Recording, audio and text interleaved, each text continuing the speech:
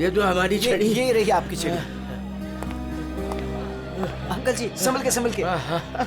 वैसे आप कहाँ जाना चाहते हैं? मैं आपको छोड़ देता हूँ। वहाँ आज ना मेरी कायरा आ रही है। हाँ वो तो यहाँ आने वाली हैं। बस उसी को मिलने आया हूँ।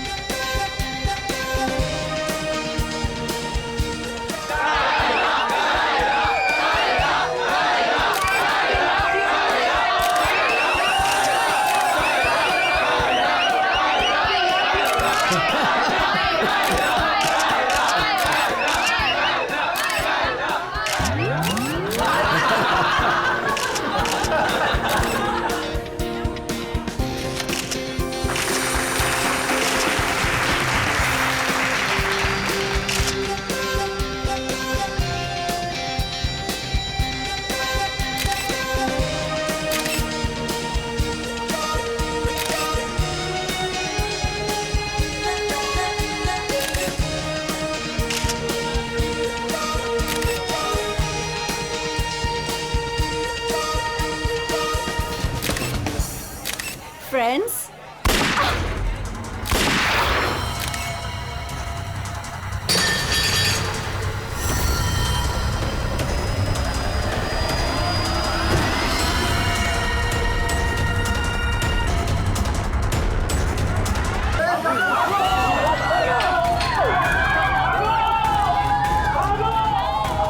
सारे एग्जिट सील कर दो।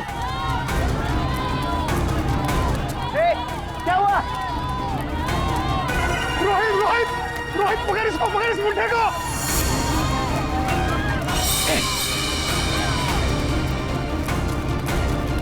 रुक।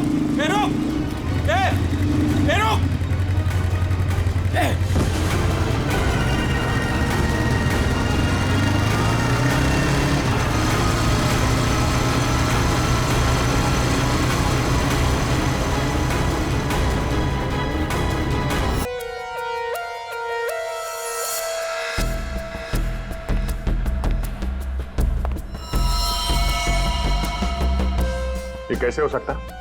हाँ? 70 साल का एक बुजुर्ग आदमी सबके सामने इस लड़की को गोली मार देता है और जल्दी में यहां से भाग भी जाता है और किसी ने पकड़ा नहीं उसे। सर मैं भी ये सोच के हैरान हूं कि ऐसा हो कैसे गया, लेकिन सर वो बूढ़ा आदमी दौड़ रहा था, वो भी किसी जवान की तरह बहुत तेज। उसके हाथ में गन देखी तुमने? नहीं सर, गन तो नहीं देखी, लेकिन कुछ गड़बड़ जरूर थी, क्योंकि जब वो आया तो चल भी नहीं पा रहा था और फिर उसने अपनी स्टिक फेंकी और ऐसे दौड़ा जैसे कोई रेस में पार्टिसिपेट कर रहा हो। क्योंकि वो आदमी बूढ़ा नहीं जवान था। 2 गोलियां लगी है पर कोई एग्जिट वुंड नहीं है। बुलेट की डायरेक्शन है उसके हिसाब से तो गोली यहीं कहीं से चली होगी, लेकिन इतनी भीड़ भाड़ में किसी ने गन कैसे नहीं देखी? पर सर इतनी कड़ी सिक्योरिटी होने के बावजूद कोई गन अंदर ला कैसे सकता है? सर। हाँ सर यहाँ पे जितनी मीडिया आई थी उनकी फुटेज, यहाँ पे जितने सीसीटीवी कैमरास लगे हैं उनका फुटेज, और ये कैमरा फोन सर, ये इसकी भी फुटेज मैंने निकाल दी और रेडी कर दी। एक एक करके प्ले करो।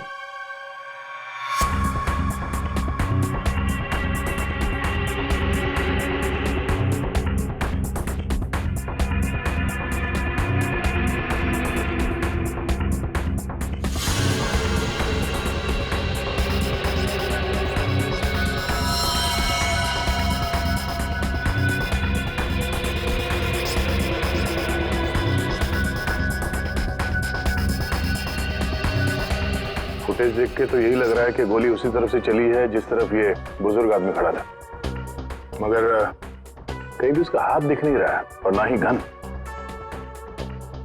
छुपा के गोली मारी गई है, ये कमर के पास रखी होगी गन, इसीलिए किसी को दिखाई भी नहीं दी। वॉचमैन सच कह रहा था। ये बूढ़ा तो ऐसे भाग रहा है जैसे किसी रेस में भाग रहा हो। पंकज, क्या देखना इसका कोई क्लियर शॉट मिले, क्लोजअप वगैरह का? सर माना कि उस बुजुर्ग आदमी ने, पर ये कैसे पॉसिबल है कि इतनी टाइट सिक्योरिटी और ये मेटल डिटेक्टर्स के होते हुए वो गन लेके अंदर आया और वो पकड़ा नहीं गया? सर इस मॉल की सिक्योरिटी बहुत ज़्यादा टाइट और मेटल डिटेक्टर से मैंने उसे पास करवाया था। सर उसके हाथ में वॉकर के अलावा ऐसा कुछ नहीं था जिस पे हम संदेह करें। कहीं ऐसा तो नहीं कि वो गन डिसमेंटल करके इस वॉकर में छुपा के लाया हो, यहाँ पे असेंबल की और फिर इसका खून कर दिया? सर ऐसा बिल्कुल भी नहीं है, मैं पूरे टाइम उसके साथ था। उसने ऐसा कुछ भी नहीं किया जिस पे हमें संदेह हो या हमें लगे कुछ गलत कर रहा है। जीत, वॉकर तो एकदम नया है। सर ये 2 बुलेट शेल मिले। ये अजीब सी बुलेट है तो किसी बड़ी राइफल की। कुछ ज्यादा ही कॉम्प्लिकेटेड केस है। एक 70 साल का बुजुर्ग आदमी दौड़ता हुआ, एक इनविजिबल गन और ये अजीब से दिखने वाली राइफल की गोली। ये बात तो पक्की, वो बूढ़ा आदमी कोई बूढ़ा नहीं था, वो कोई नौजवान था जो भेष बदल कर आया था इसका खून करने के लिए। एक पेशेवर खूनी जो अपने आप को बहुत चालाक समझता है, लेकिन कब तक बचेगा?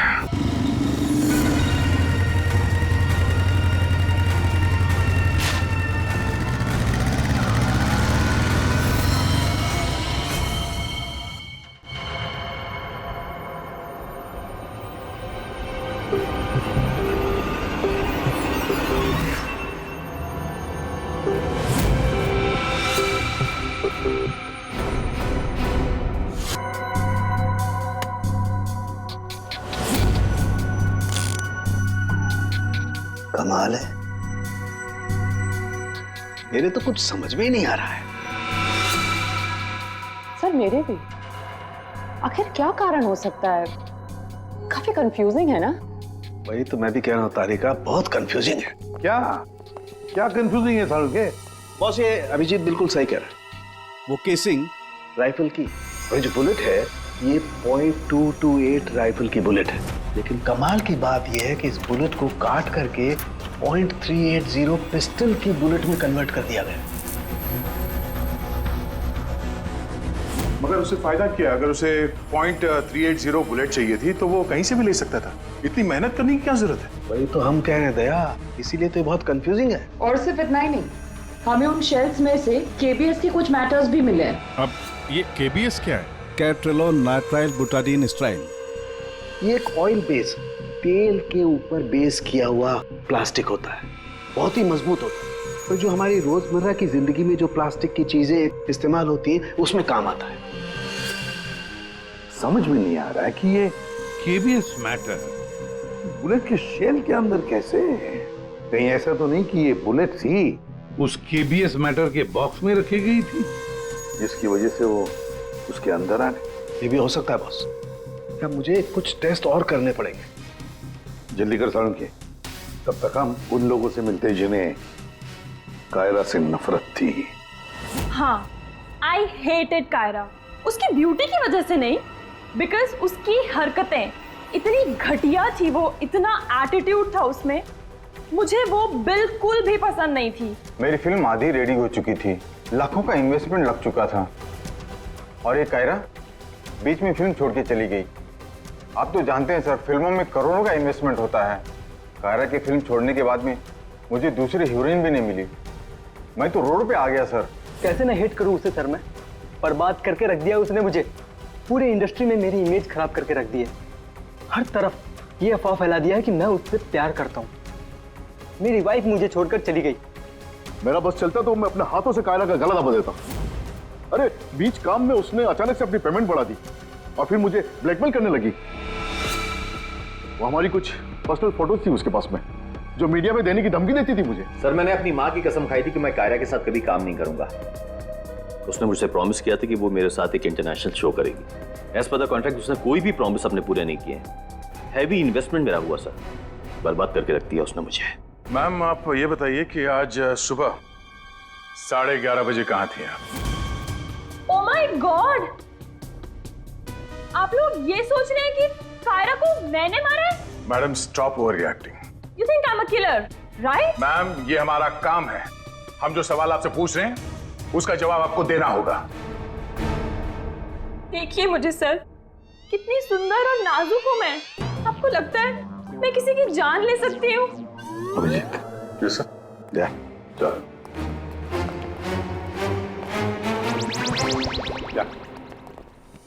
क्या लगता है? सर यहाँ जितने भी लोग हैं सबके पास कोई ना कोई मोटिवेशन है कायरा का खून करने के लिए। क्या किसने अभी समझ में नहीं आ रहा। और सर इन मोहतरमा की तरह हर कोई ड्रामा करने लगेगा तो पता लगाना और भी मुश्किल हो जाएगा। ये खूनी जो भी है बड़ा शातिर है। देखा कैसे होशियारी से और कितनी प्रोफेशनल तरीके से उसने कायरा का खून किया।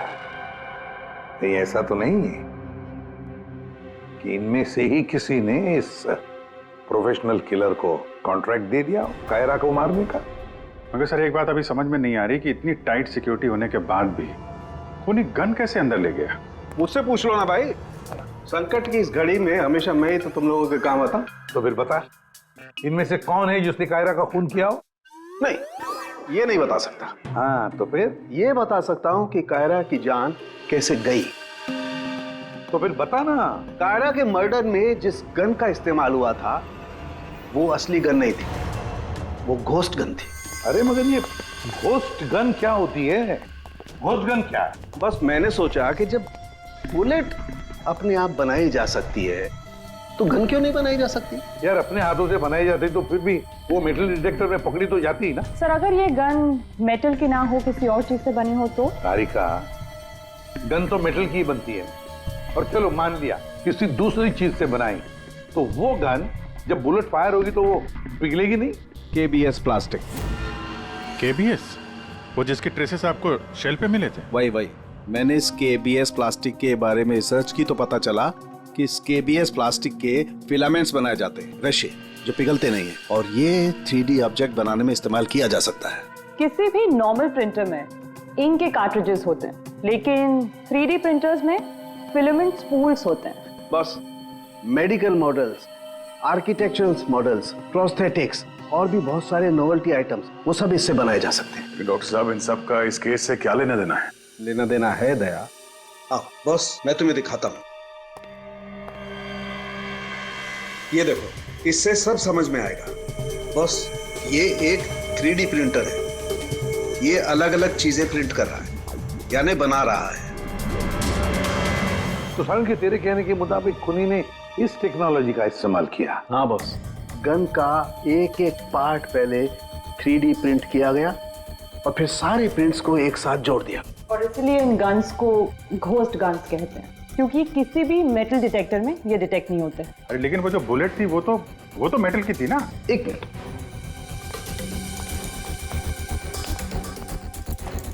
बस ये मेरी घड़ी पूरी मेटल की है। अब मैं इस घड़ी को पहन के इस मेटल डिटेक्टर में से पास होता हूं। इसने डिटेक्ट किया। अब इसी घड़ी को हम KBS प्लास्टिक के बॉक्स में रखकर पास करते हैं। ये KBS प्लास्टिक के बॉक्स में ये घड़ी गई अंदर और हम इस मेटल डिटेक्टर से इसको लेके जाते हैं और इसने डिटेक्ट नहीं किया। तो बस इतनी बड़ी मेटल की घड़ी को जब इसने डिटेक्ट नहीं किया तो बुलेट तो इससे ज्यादा छोटी है, आसानी से गुजर सकती है। यार मगर उसने ये बुलेट खुद क्यों बनाई? अरे बॉस, हम जानते हैं ना, एक राइफल की बुलेट की केसिंग ज्यादा बड़ी होती है बजाय पिस्टल की बुलेट की केसिंग, और ये आसानी से सारा गन पाउडर एब्जॉर्ब कर सकती है। इसीलिए प्लास्टिक की गन को कोई नुकसान नहीं पहुंचता, ताकि एक से ज्यादा फायर किया जा सके। बिल्कुल। तो फिर पता लगाते ये 3D प्रिंटर्स किन किन लोगों के पास? ये थोड़ा मुश्किल काम है। क्यों? क्योंकि सर आजकल 3D प्रिंटर्स बहुत ज्यादा लोग इस्तेमाल करते हैं। कितने सारे schools, colleges, hospitals, engineering companies, architect सभी लोग इस्तेमाल करते हैं। तो क्या हुआ? KBS फिलामेंट तो है, उससे पता लगाएंगे। ये रास्ता एकदम सही है, क्योंकि सिर्फ दो ही तरीके के फिलामेंट होते हैं, एक KBS और दूसरा BLA। BLA मतलब ब्लेंडेड, और BLA बहुत आसानी से तोड़ा मरोड़ा जा सकता है। और ये BLA बहुत ही इजीली मार्केट में अवेलेबल भी है, जबकि KBS इतनी आसानी से उपलब्ध नहीं हो सकता है। बस तो फिर हम वो पता लगाएंगे कि कौन कौन लोग हैं जिनके पास वो 3D प्रिंटर है जिसमें KBS फिलामेंट इस्तेमाल होता है।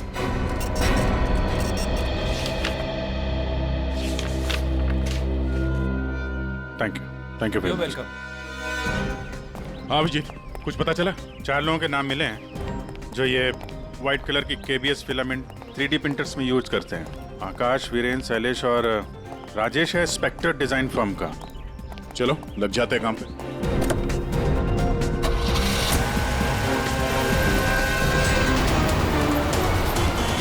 ये जो आप फिलामेंट यूज करते हैं वो किस किस प्रोडक्ट में करते हैं?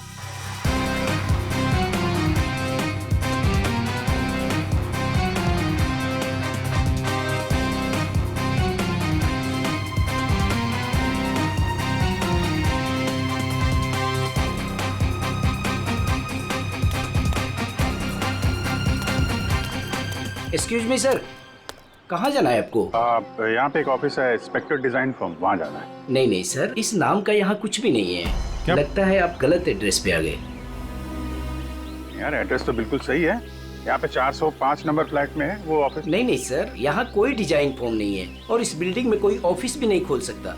अगर गलती से किसी ने ऑफिस खोल भी दिया तो सोसाइटी उस पर फाइन लगा देगी। यहाँ से किसी भी बिजनेस का कोई वर्क का परमिशन नहीं है सर। और ये 405 नंबर फ्लैट में रहता कौन है मालूम है? हाँ सर, 405 में एक लड़का रहता है, आनंद नाम है उसका। आनंद? हाँ, यहाँ का किराएदार है। सर आप ऐसे नहीं जा सकते, रजिस्टर में एंट्री तो कर दीजिए आप।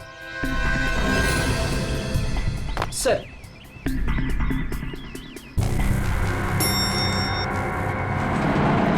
एक्सक्यूज मी,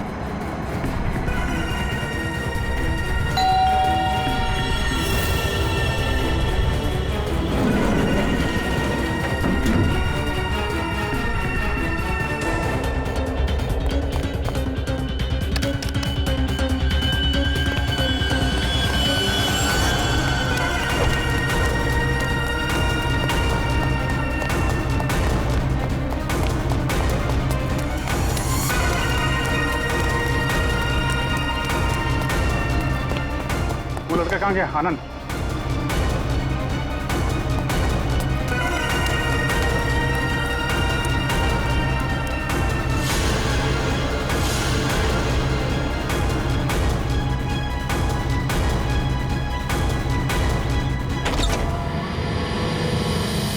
पूरे घर की तलाशी लेते हैं और जरा संभाल के। ये आनंद जरूरत से ज्यादा चालाक है, कुछ भी खतरा हो सकता है।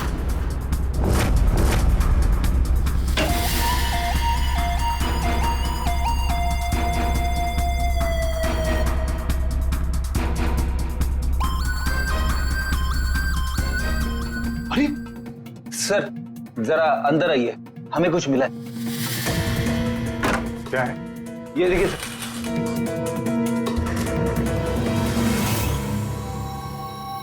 लाइट ऑन करना पंकज।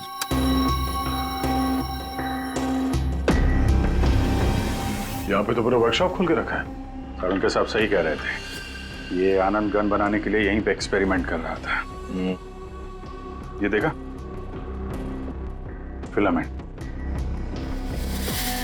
यही वो फार्मूला है जिससे यहाँ पे वो 3D प्रिंटिंग वाली गन बना रहा था। लगता है सबको पिघला कर बना रहा था सब। ये गन जो है वो बड़ी बुलेट का फोर्स नहीं ले पा रही होगी, इसलिए उसने बुलेट काट के छोटी वाली बुलेट बनाई थी, ताकि इस गन से बुलेट चल सके और किसी की जान ले सके।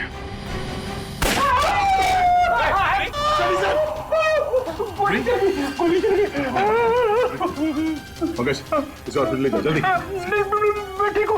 रेडी, बहस मत करो।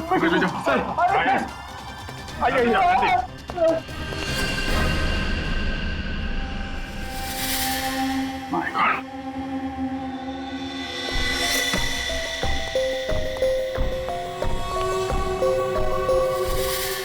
इसमें सारी इंफॉर्मेशन होगी उसकी। पासवर्ड प्रोटेक्टेड है। कोई ना कोई तरीका तो होगा खोलने का, ले चलते हैं।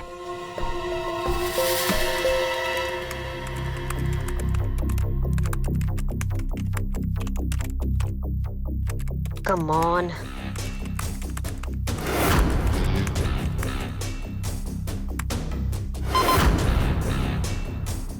एक बार और ट्राई करती हूँ।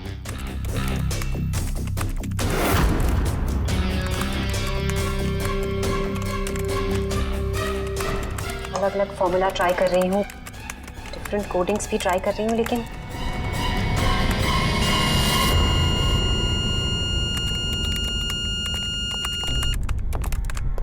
रितु, क्या ही है, क्या हुआ? I am really sorry sir, आज पहली बार आपके सामने बहुत शर्मिंदगी महसूस हो रही है। चाहे कुछ भी हो, शर्मिंदा होने की जरूरत नहीं है, जस्ट कीप ट्राइंग। सर मैंने सब कुछ ट्राई किया है, पूरी कोशिश की है इस फिंगरप्रिंट पासवर्ड को क्रैक करने की, अलग अलग formula, different types of coding भी यूज की है, लेकिन सब बेकार।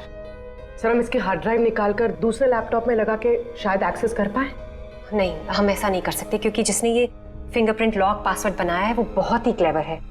और अब हम अब क्या? सर हम 9 बार इनकरेक्ट पासवर्ड एंटर कर चुके हैं और ये पासवर्ड क्रैक नहीं कर पाए हैं। अगर एक और बार हमने इनकरेक्ट पासवर्ड डाला तो क्या? सर अगर 10वीं बार इनकरेक्ट पासवर्ड डाला तो इस लैपटॉप में स्टोर सारी इंफॉर्मेशन, सारा डेटा डिलीट हो जाएगा ऑटोमेटिकली। मतलब एक और अटेम्प्ट और सारी मेहनत बेकार। I am really sorry sir. नहीं होता है, हम लोगों के साथ भी होता है, लेकिन अभी भी हमारे पास एक आखिरी मौका है। जी, अब क्या करेंगे सर? तो अब इसे खोलने के लिए हमें वो खूनी चाहिए। खूनी की जरूरत नहीं है हमें, सिर्फ अंगूठा चाहिए। लेकिन सर अगर खूनी को नहीं पकड़ेंगे तो उसका अंगूठा कहां से लाएंगे? साड़ुन के है ना हमारे पास। डॉक्टर साहब अब एग्जैक्टली कर क्या रहे हैं? कांटे से कांटा निकाल रहे हैं दया। उस क्रिमिनल ने टेक्नोलॉजी का इस्तेमाल किया था ना ये सब करने के लिए। बॉस, हम भी उसके खिलाफ टेक्नोलॉजी का ही इस्तेमाल करेंगे। सबसे पहले हम इस प्रिंटर पर से उस खूनी के सारे उंगलियों के निशान लेंगे और उसे अपने सिस्टम में सेव करेंगे, और उसके बाद उसके अंगूठे का एक 3D प्रिंट निकालेंगे। जब वो प्रिंट तैयार हो जाएगा तो जो फिंगरप्रिंट्स हमारे सिस्टम में सेव हैं उसमें से अंगूठे का फिंगरप्रिंट लेकर के इस 3D प्रिंट वाले अंगूठे पर सेट कर देंगे।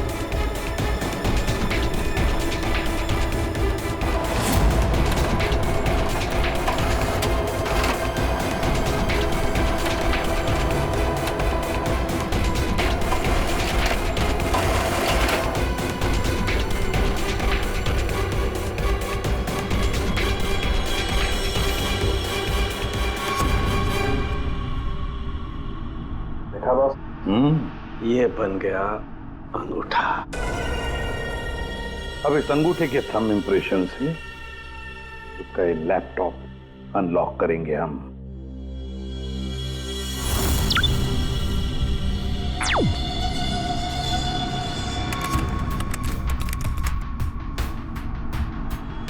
वाह सर, इस लैपटॉप में तो काफी सारी इंफॉर्मेशन है। ये डार्क वेब से कनेक्टेड है। Dark web? ये क्या होता है? ये टर्म पहले कभी सुना नहीं। जैसे क्रिमिनल्स के लिए अंडरवर्ल्ड एग्जिस्ट करता है, ठीक उसी तरह वेब और इंटरनेट के क्रिमिनल्स के लिए डार्क वेब होता है। काफी सारे साइबर क्राइम्स और अलग अलग तरह की क्रिमिनल एक्टिविटीज यहाँ होती है। वेब का अंडरवर्ल्ड, डार्क वेब। लेकिन ये इंटरनेट पर तो सब कोई भी कुछ भी एक्सेस कर सकता है। इस डार्क वेब में इन्वॉल्व क्रिमिनल्स ये पकड़े क्यों नहीं जाते? सर आम लोग डार्क वेब को एक्सेस नहीं कर सकते, इसके लिए एक अलग तरह के सॉफ्टवेयर की जरूरत होती है। सर उसकी हेल्प से जो भी लोग यहाँ एक्टिव हैं उन्हें एक्सेस किया जा सकता है। सर यहाँ अलग अलग तरह के क्राइम होते हैं, जैसे ड्रग्स, प्रोस्टिट्यूशन, कॉन्ट्रैक्ट किलिंग, और वही लोग यहाँ पर होते हैं जो ट्रैक नहीं होना चाहते। ये मिस्टर आनंद क्या कर रहा है डार्क वेब में? सर, ये एक प्रोफेशनल कॉन्ट्रैक्ट किलर है। ये अपनी सर्विसेज बेच रहा था यहाँ पर। सर, ये देखिए, ये इसकी वेबसाइट है, घोस्ट असैसिन। अब जो लोग भी इसे हायर करना चाहते हैं वो पहले डार्क वेब को एक्सेस करेंगे, उसके बाद इसकी वेबसाइट में लॉगिन करेंगे, और जिसे भी वो मरवाना चाहते हैं या जो भी उनका टारगेट है उसकी सारी इंफॉर्मेशन, सारी डिटेल्स इसे प्रोवाइड करेंगे। उसके बाद कुछ एडवांस पेमेंट और बाकी का पेमेंट काम हो जाने के बाद। और इसको कायरा का मर्डर करने के लिए कॉन्ट्रैक्ट किसने दिया था? सर, मैं चेक करती हूँ। मौत का धंधा करने वालों को हम छोड़ेंगे नहीं। सर, ये कोई बिजनेसमैन है, मिस्टर मंगेश।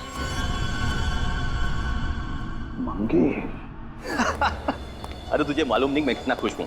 हाँ, सारी तैयारी हो गई। अच्छा, एक काम कर, मैं अभी गाड़ी में बैठ रहा हूँ, सीधे एयरपोर्ट आ रहा हूँ। ओके, चल तू उधर ही रुक। Maldives, I am coming.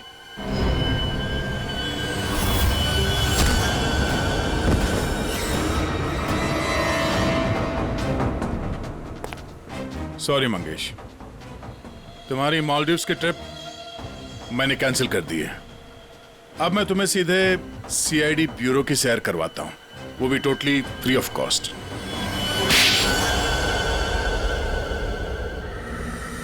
क्या करता मैं? बर्बाद हो गया था मैं। खत्म कर दिया था उस लड़की ने मुझे। कायरा ने मुझे बर्बाद कर दिया। एक हैवी अमाउंट दिया था मैंने इसको इंटरनेशनल शो के लिए,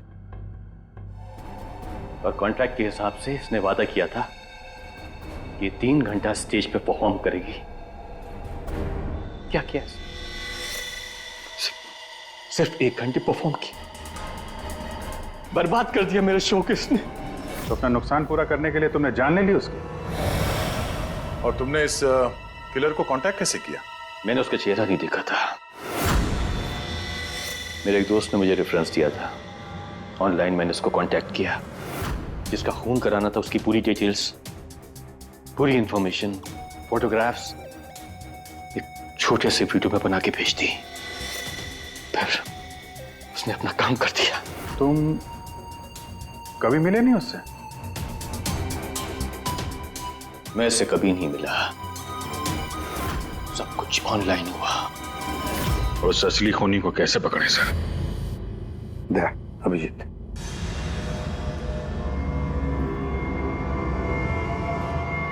एक आइडिया आया है दिमाग में।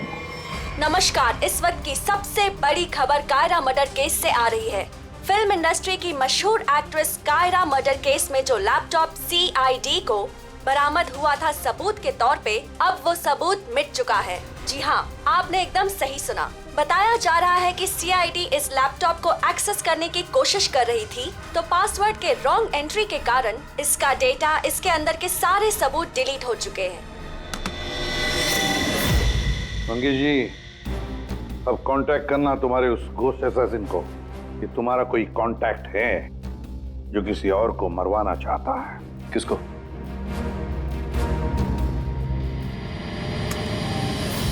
ये है। देखिए, मेरा नाम नरेंद्र है। मैं फिल्में बनाता हूँ। मैं फिल्म प्रोड्यूसर। मेरा एक पार्टनर है, जसविंदर नाम है उसका। वो पंजाब में है। मैं चाहता हूँ कि आप उसका खून कर दें। मुझे पता है आप ये काम कर सकते हैं। उसका आपकी जो भी फीस है मैं देने के लिए तैयार हूँ। जसविंदर का फोटो और उसके सारे डिटेल मैं आपको भेज ही रहा हूँ। अब इस वीडियो को भेज दो तुम्हारे उस घोस्ट असैसिन को। सर, ये जसविंदर कौन है? सर, आप हम में से किसी को जसविंदर बनाना चाहते हैं? जसविंदर अभी आएगा, आता ही होगा। क्या बॉस? क्या बात है, क्यों बुलाया? अच्छा, यार ऐसे मुस्कुरा के क्यों मार रहे हो? बता दो ना साफ साफ क्यों बुलाया है। देख सामने, तुझे हमारे लिए जसविंदर बनना है। What? क्या मतलब क्या तुम्हारा? बताता हूँ। वो जो घोस्ट असैसिन है ना, कॉन्ट्रैक्ट किलर, हाँ, उसको पकड़ने के लिए एक प्लान बनाया है। उस प्लान में तुम उसका विक्टिम बनेगा। नहीं भाई, अरे भाई ये बात सुन ले पहले। उसका विक्टिम बनेगा। वो कॉन्ट्रैक्ट किलर तुझे मारने आएगा। अच्छा, मतलब वो मुझे मारने आएगा और तुम लोग मुझे बचा लोगे, और इस बीच में कहीं। अरे कुछ नहीं होगा, क्या हम लोग मर गए? तुम पर तो मुझे बिल्कुल भी विश्वास नहीं। सॉरी टू से, बट यार नहीं यार, मुझे माफ कर दो यार, प्लीज यार। मैं बोल रहा हूँ, मैं अपनी लैब में ठीक हूँ ना, क्यों फंसा रहे हो यार तुम मुझे? नहीं, तू करेगा या नहीं करेगा? जब मैं घर पहुंचा, रात के 11 बज रहे थे, मैंने देखा कि वो। ये लीजिए, वहां पे जाइए। Hi guys, just give your attention here now. Famous Punjabi film producer Jasvinder ji हमारे बीच। और आपने तो कल के न्यूज़पेपर में पढ़ा ही होगा कि वो अपनी अगली पंजाबी फिल्म की कास्टिंग कर रहे हैं, जिसके लिए वो male female lead actors, villain और कैरेक्टर एक्टर्स की तलाश में। तो आप लोग अपनी स्क्रिप्ट रेडी कर लीजिए, वो आते ही होंगे। And let me tell you, he is a very very busy man. All the best. Thank you. अरे सर आ गए। सत श्री अकाल जी साਰਿਆਂ ਨੂੰ, सत श्री अकाल। रुको बेबी। सर देखो बेबी, पहले कैंडिडेट को 5 मिनट के बाद मेरे रूम के भेजना। हाँ चलो जी, सत श्री अकाल। चलो मेरा तैयार है। सर बैठ जाइए, मैं बताता हूं। Sir 5 minute. बैठ जाइए, आप लोग बैठ जाइए।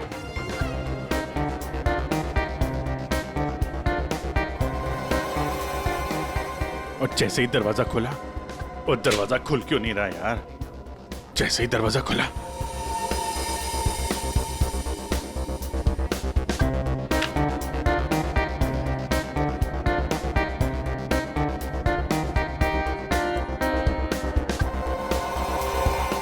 और हैंडसम,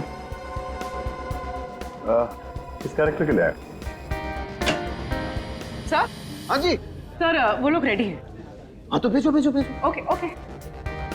अरे तुमको तो लीड करना चाहिए यार। क्या नाम है आपका? प्रतीक। प्रतीक।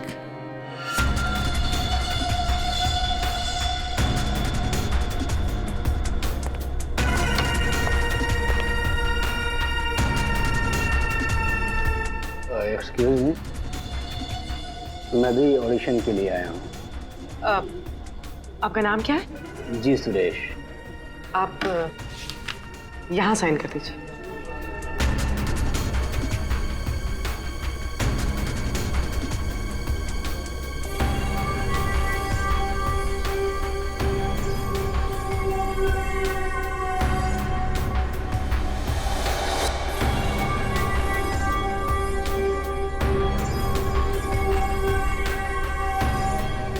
अंकिल ने फॉर्म भर दिया? हाँ।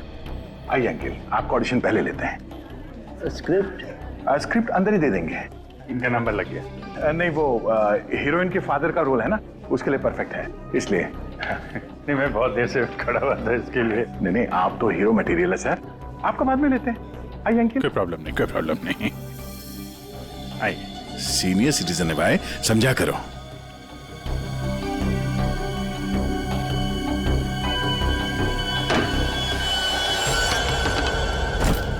क्या है ये सब? क्या हो रहा है? कुछ नहीं, हम ये पता लगाना चाह रहे थे कि ये अपने हाथों में कौन सी क्रीम लगाते हैं आप। इस जवान त्वचा का राज क्या है? चेहरे से तो बूढ़े हो गए, लेकिन ये हाथ अभी भी जवान है। ये सब क्या है? कैसी बातें कर रहे हैं आप लोग? कौन है आप सब? देखो चाचा, हम लोग सीआईडी से हैं, समझे? सीआईडी? लेकिन मैंने तो कुछ नहीं किया है। मैं क्या किया है और क्या नहीं,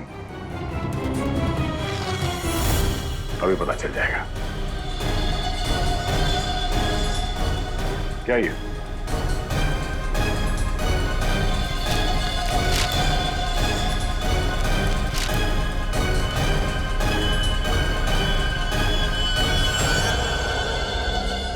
तो ये बेस बदल के यहाँ क्यों आए थे तुम? हैं? ये सब दाढ़ी वाड़ी लगा के क्या कर रहे हो यहाँ?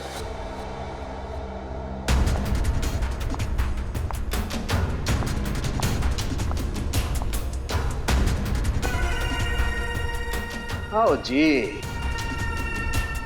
हाँ जी, कुछ तैयार किया आपने? हाँ हाँ,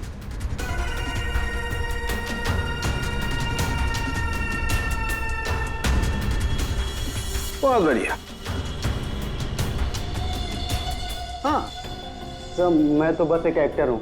रंगमंच थिएटर के बाहर एक एक्टर मिला था, उसने मुझे बताया कि इधर ऑडिशंस चल रहे हैं, 60 साल के ऊपर का एक कैरेक्टर है, अगर मैं गेटअप चेंज करके जाऊँ तो मुझे वो रोल मिल जाएगा। और उसने ये भी बताया कि प्रोड्यूसर साहब को मिठाई बहुत पसंद है, इसलिए मैं सबसे फेमस मिठाई वाले से ये मिठाई लेके आया।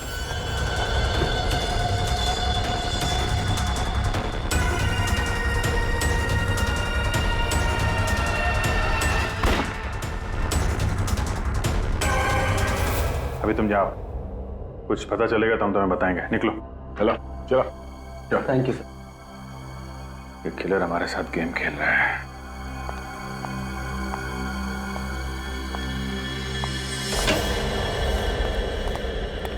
अंकिल ने बहुत अच्छा ऑडिशन दिया, रोल पक्का।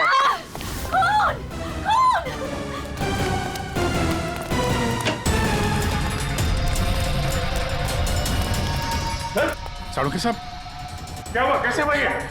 सर मैं यहाँ पर जब आई तो ऑलरेडी लाश यहाँ पर पड़ी हुई थी।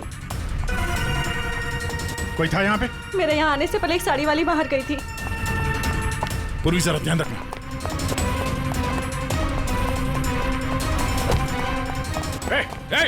हटिए, रुक। एक मिनट। चल हट। Excuse me.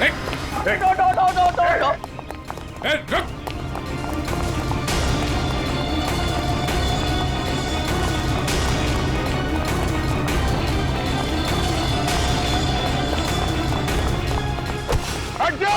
बैठ जाओ नीचे, बैठ जाओ। बस खेल खत्म तुम्हारा।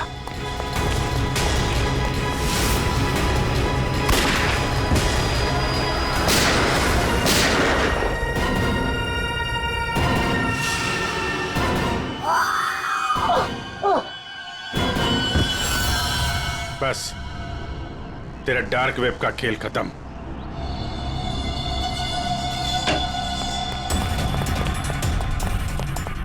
डॉक्टर साहब, सर सांस नहीं चल रही है सर। एम्बुलेंस फोन करो, चलिए।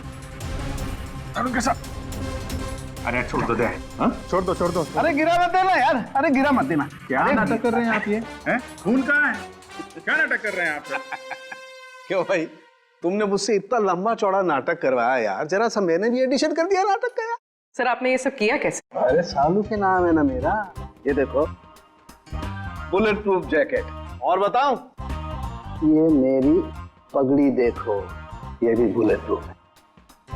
और भाई साहब, ये जो चश्मा है ना, गोली इसमें भी नहीं लग सकती है, ये बुलेट प्रूफ ग्लासेस हैं। और झटका दूं, ये जो मेरी दाढ़ी है ना भैया, दाढ़ी का भी इंसान है बुलेट प्रूफ। वो तो ठीक है सर, आपके इस चक्कर में हम लोगों का हार्ट अटैक हो जाता तो